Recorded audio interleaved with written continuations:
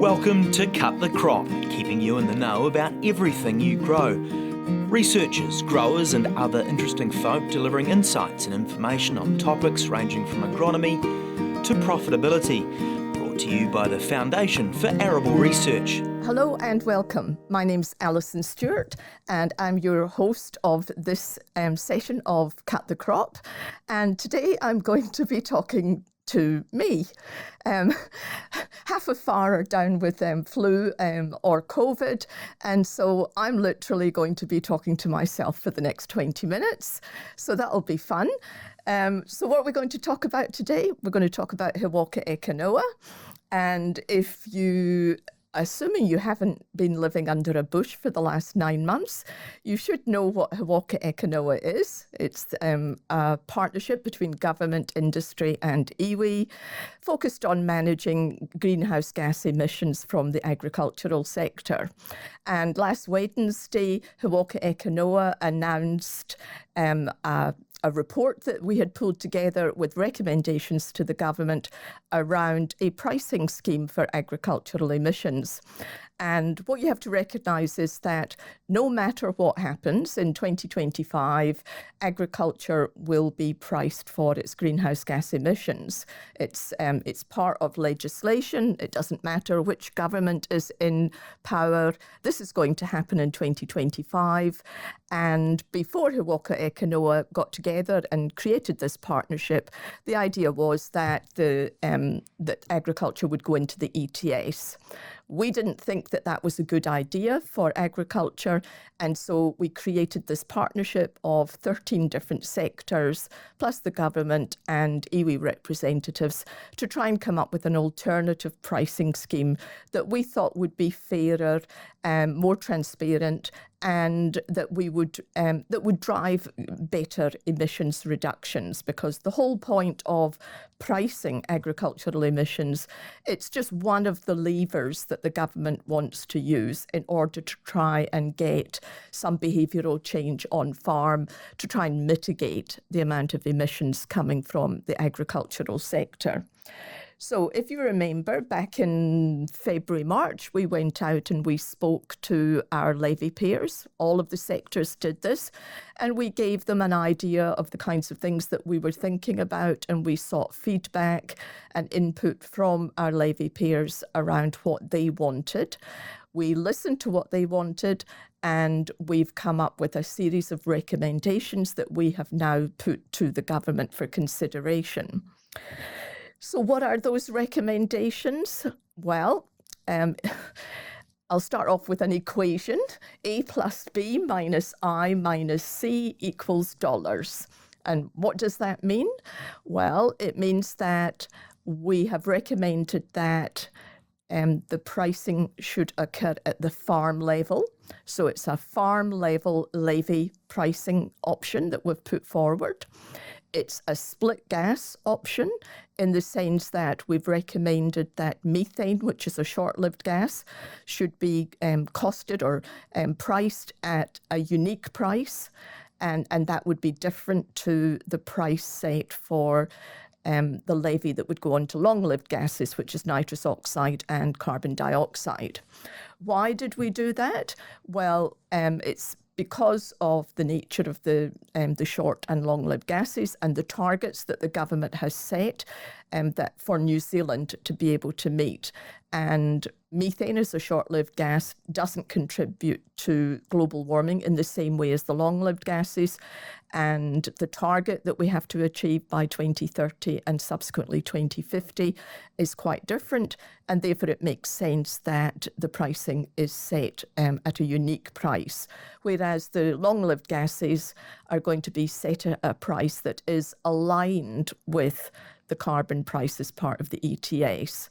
And so A plus B is the total amount of emissions of short-lived gases on your farm. That's A, plus B, which is the total of the long-lived gases that are being emitted from your farm. You then are allowed to be able to take away from that I, and I is an incentive discount for any mitigation actions that you've taken on your farm. So that could be something like using coated urea or including plantain in your system, or once the methane inhibitors or a methane vaccine or something like that came on board. Anything that can be quantifiably delivering a reduction in emissions, you'll be able to get credit or a discount on that. And C is sequestration offsets. So that means if you have got a range of different vegetation types on your farm, you will be able to get a credit for the sequestration that they produce. And so this will have a wider eligibility criterion than the ETS. And so it can include, like short-term plantings, woodlots, riparian plantings, a range of different sort of native vegetation. So that A plus B minus I minus C is the amount of money that you would have to pay. So let's just talk through what this is going to look like in 2025 if the government decided to accept the recommendations that we've put forward. Well, come 2025, you, a farm owner or a business owner, because the business owner of the farm will be the person that's responsible for paying the levy, you will have to know your number. And you will have to report on that number for your 24-25 season. And then come 25-26 is when you will actually pay for the emissions that you produce. You will have to use a standard emissions calculator at that point. So although many of you have been using a number of different calculators, for example, FAR has encouraged its growers to be able to use eCheck. There will be a standard calculator that everyone will have to use by then. You'll have to register yourself in the system. So if you are GST registered and if you have, for example, more than 550 stock units or more than 50 dairy cows, or you apply more than 40 tonnes of synthetic nitrogen on your farm in any one year, then you will be in the system. If you don't meet any of those thresholds, then you sit outside the system. And you can report on your emissions either as an individual, so your own farm business, or there is the opportunity to be able to report on it as part of a collective. And the details of, what a collective can and can't be, will be worked out between now and 2025. So you will register, you will input your emissions, your on-farm emissions, based on that A plus B minus I minus C, and you will then pay the levy that the amounts that comes out of that. And the money that is collected from that levy, we are recommending that obviously some of it will have to go to cover the administrative costs of the system that has to be set up to capture the information and report on it. But we're hoping that a big chunk of that money will then be available and go back into R&D to be able to develop technologies that will help growers to be able to mitigate their emissions. So the next question that you're likely to ask is, well, who's going to set the price? Is it going to be fair? How are we going to work out what price we should charge for methane and the long-lived gases? Well, we're recommending that there's going to be what's called an oversight board. And that oversight board will be made up of industry representatives as well as government and iwi representatives. And this is the big advantage of the system that we're recommending rather than the ETS, because the ETS growers, farmers would have no input into the price setting. So that is a significant advantage to what we're proposing. So there would be a set price for methane, and it would be a unique price that would be different to the long-lived gases. We're recommending that we should set that price at 11 cents per kilogram for the next 2 to 3 years, as in the 2 to 3 years immediately after we set the pricing scheme in place. And the reason we're suggesting that and recommending it is to give farmers, particularly livestock farmers, I guess, surety of, the prices that they're likely to have to pay, so that they're not sitting there, in a big black hole wondering whether they're going to be financially, undermined or not. So we're recommending to set a price that we hope, will be amenable to most farmers. The price of the long-lived gases, because obviously long-lived gases and sequestration are linked, and it makes sense if we're going to try and get sequestration offsets using the carbon price set under the ETS, that the price that we pay for the long-lived gases is going to have to be in some way aligned to the ETS. And so we've agreed that that should be the way that it starts off, but the Oversight Board, of course, will take into account a range of different factors when they set that price. So they'll set a price that they hope will drive emissions reduction, but they don't want to set a price that's too onerous and that it could potentially create major profitability issues for some sectors. So, and we also have to think about food security as well. So there'll be a number of criteria that the Oversight Board will have to take into account when they set that price. And that again is one of the benefits of the option that we're putting forward is that it's not a blunt instrument like the ETS. So the other thing is that obviously 2025 is not too far away, and so we recognise that getting the whole system set up, in its sort of full complexity is going to be quite challenging. So we are suggesting that we start off with a simplified farm level system in 2025, transitioning to the more complex system that will be required, that has all the robust rigor in there, that will basically come into play in 2027. So the time frame is going to be really challenging, and so growers and farmers are going to have to know their number sooner rather than later, and they're going to have to start thinking about what that number, their emissions number, how that's going to play out in a levy that they're going to have to pay come 2025.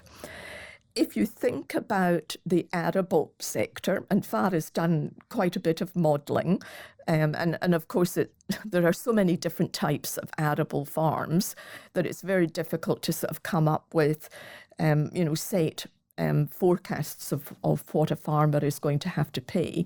But we looked at it, and if you are an arable farmer and you have no livestock in the system, then in 2025, you might be up for anywhere between, say, $2,000 up to, say, $5,000 or $6,000. Depending on the size of your farm, etc. The more livestock that you have in your system, the more obviously that you're going to have to pay, because you're going to be paying for methane emissions as well. And so if you had a substantial livestock component to your farm system, then you might be looking at something anywhere between $5,000 and $9,000 or $10,000. Now, obviously, that's based on a carbon price of $85, and it's based on a 95% discount. And this is basically how other sectors were introduced into the ETS, and we're recommending that the similar sort of discount should occur when we implement whatever system agriculture is going to be in. But what we do recognise is that every year after 2025, that discount is going to reduce. So it means that if you don't reduce your emissions, then your levy price is going to increase each year because the discount that you get is going to reduce. So it does mean that you're going to have to think carefully about what you're doing on your farm. You're going to have to understand what actions you can take to reduce your emissions, and you're going to have to understand, what the likely price that you're going to have to pay, what impact that's going to have on the profitability of your system. So the decision is going to be made by the government at the end of the year. So we've put forward our recommendations, and obviously there's still a lot of work, a lot of devil in the detail that's got to be worked through between now and 2025. But we're hoping that the government will give a signal at the end of this year that the recommendations that we've put forward are acceptable to them. And it may be that we'll enter into some negotiation and there might be further compromises. One would hope that the government would not reject it outright and put us into the ETS. And so we're hopeful that we'll be moving forward with some pricing mechanism that will be more favourable and more equitable for the agricultural sector. So I guess there's a couple of questions that if you were an arable grower, you might ask. The first one might be, well, why bother? Like if the national government get in, they'll get rid of it and we won't have to worry. And as I've said before, that is not going to happen. There is legislation, in place that says that agriculture will have to pay for their agricultural emissions in 2025. So it doesn't matter what party is in power, this is going to happen. And the various sector levy bodies have worked together to try and come up with something that is as equitable as possible across the diverse farm systems that we have. It's been hugely challenging, and I have to say there's been a lot of robust discussion around the table, and obviously there's going to be a portion of the farming community that are not going to agree with what we've recommended, and I guess that will not be a surprise, and we have to accept that it is going to be challenging for certain sectors of the farming industry. It's not a consolation, but I guess the only consideration that we've had to take into account is that whatever we're proposing is certainly going to be better than going into the ETS. So the best of a bad bunch might be the way that you say it, but I think that we have to look at this and try and make it work as best we can. I guess the other option is to think about your farm system and to think about ways in which you can not only deal with greenhouse gas emissions, but also the freshwater plans. So rather than looking at climate change and those regulations in isolation, you need to look at your farm system and work out how you can make changes that will allow you to meet a range of different policy sort of legislation that's coming through. So not going to be an easy time for growers over the next sort of 3 to 5 years. But I guess that's what the levy bodies are here for. We're here to try and provide a practical pathway forward so that you can manoeuvre the legislative environment. And FAR is working very closely with federated farmers and the other sector bodies in order to try and assist and support growers and farmers as much as we can to be able to manage these new policies and to, I guess, hold the government accountable to make sure that they're not going to impose policies that will have perverse outcomes. And, we've all suffered from that in the past. And I think having the sector bodies around the table with government before the legislation gets enacted and before the rules get implemented, hopefully will deliver a better outcome for the agricultural sector. So on that note, I thank you for listening to my little monologue. Hopefully the next podcast that we do will actually have two people here. But in the meantime, if you've got any queries about Waka Eke Noa, then, just pick up the phone and ring FAR and we will talk you through things. And if you have not yet worked out what your greenhouse gas number is, again, ring FAR and we'll get one of our environmental researchers to talk through what you need to do. And we'll be running lots of workshops over the next year to assist our growers to be able to meet the compliance requirements. So on that note, thank you very much and have a great day on the farm. Thanks for tuning in to Cut the Crop, presented to you by FAR. If you'd like to know more about any of the topics discussed or have any suggestions for future topics, go to www.cutthecrop.co.nz.